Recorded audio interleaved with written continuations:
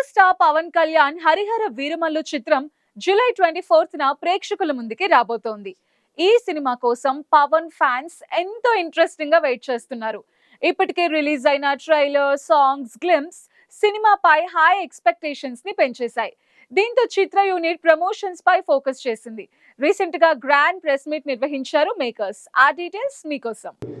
We have some examples like Rajamouli sir garu ఇప్పుడు కల్కి అయినా సరే ఇట్లాంటి ఫిల్మ్స్ వచ్చి ఆ విఎఫ్ఎక్స్ని అడాప్ట్ చేసుకొని అందరికీ ఒక మంచి ఎక్స్పీరియన్స్ ఇవ్వాలనేదే. So that's what Jyothi did.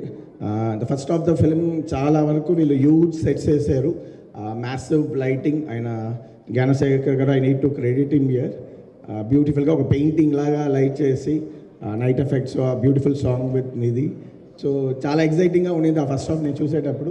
When it comes to second half, Jyothi and Ratnam sir and sir discussed a lot and they came up with a brilliant idea. Why can be like one travel, ఒక Lord of the రింగ్స్లో వచ్చేటట్టు ఒక travel adventure approach చేసుకొని and main కథలో ఒక flashback emotional point అంతా add చేసి they gave a very challenging task to me.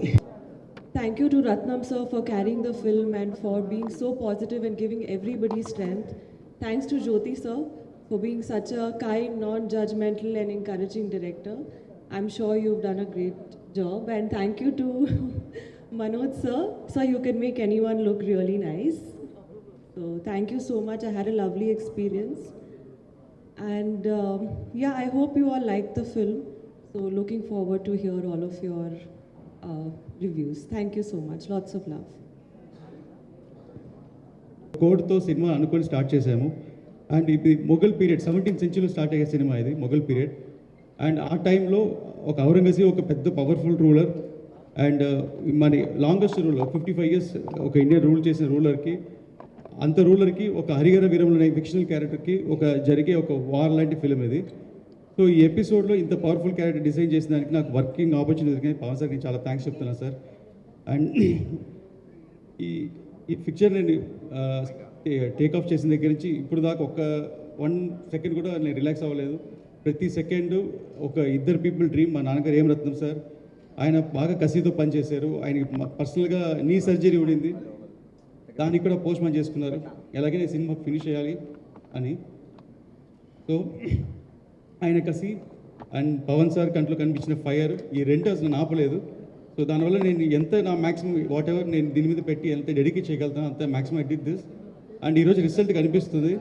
And for example Manoj సార్ని నైట్ 3-4 దాకా కూర్చోబెట్టింది నేను.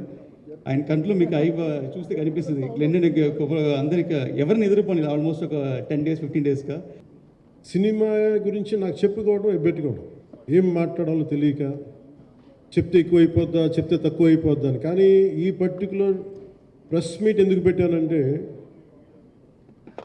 ఏం రత్నం గారి కోసం పెట్టాను. అంటే సినిమా బతకాలి అంటే ఈవినింగ్ ఆడియో ఫంక్షన్ పెట్టుకొని మళ్ళీ ప్రెస్ మీట్ దేనికంటే మళ్ళీ నాకు మీతో ఇంటరాక్షన్ అయ్యే అవసరం,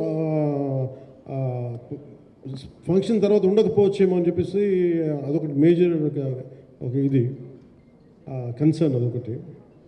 అంటే రత్నం గారు అంటే ఈవినింగ్ చెప్దాం అనుకున్నా, బట్ స్టిల్ ఇప్పుడే చెప్పేస్తున్నాను ఈ మాట.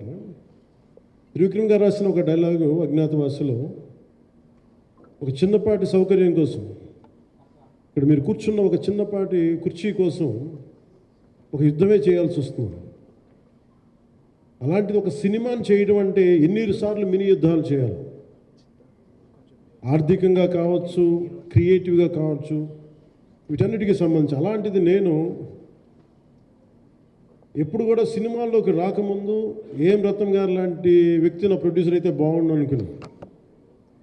భారతదేశానికి పాన్ ఇండియా సినిమాని, ముఖ్యంగా రీజనల్ సినిమాని జాతీయ స్థాయిలో తీసుకెళ్ళిన వ్యక్తి ఆయన.